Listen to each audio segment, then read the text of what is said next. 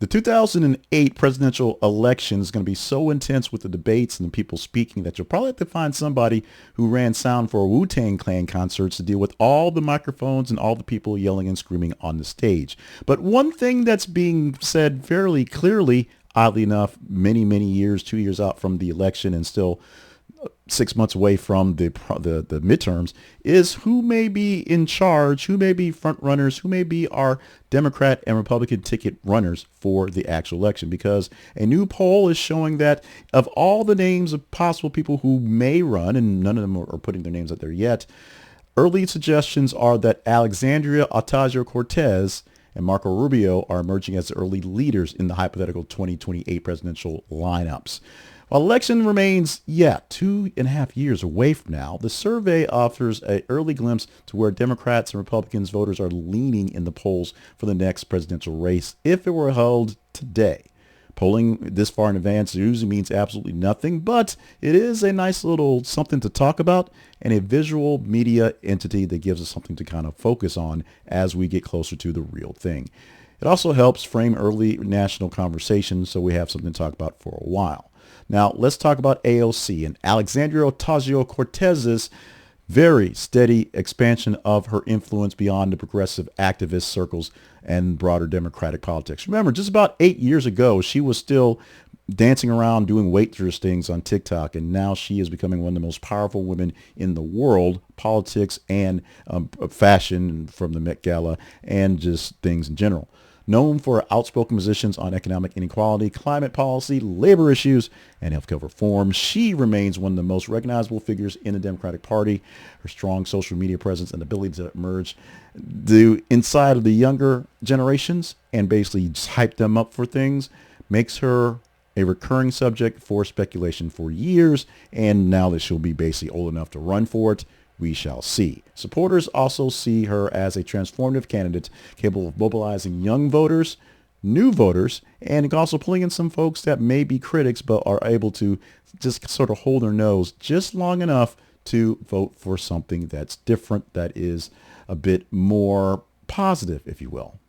Meanwhile, Rubio has been in this position before, as he's ran as a person or tried to run as a person, run for president already, and of course got blasted by the current guy a few times ago.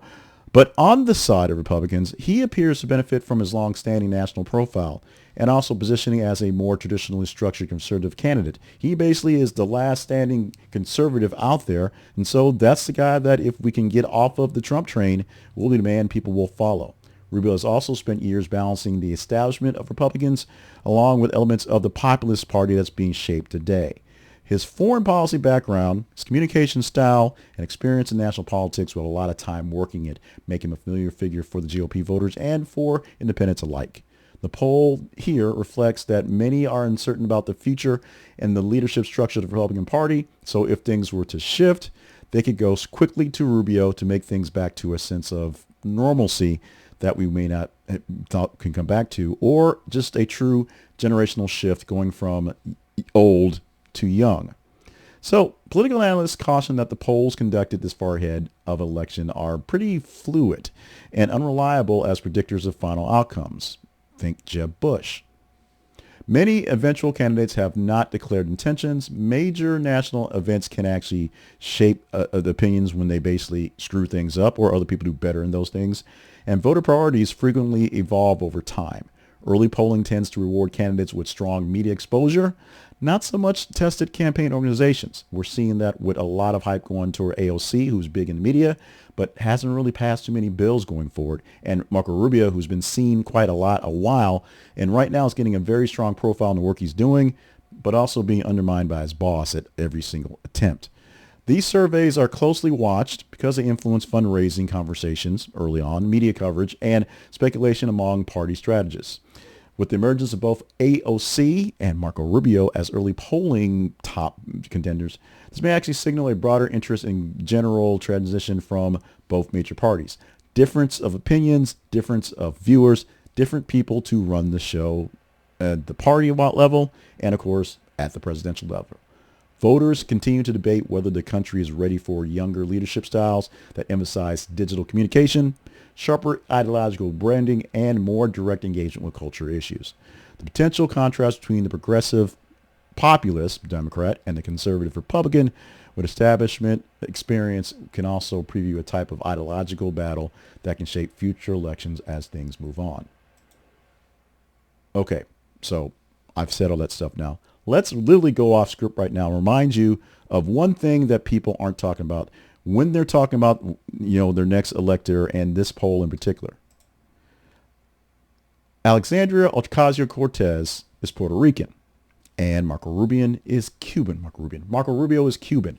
So let's focus on that for a minute. Let's go there right now. If these two folks are actually top contenders to be the president of the United States, remember the time that we had when that black guy was president and people were so upset with what he did or didn't do being boring, we got Donald Trump.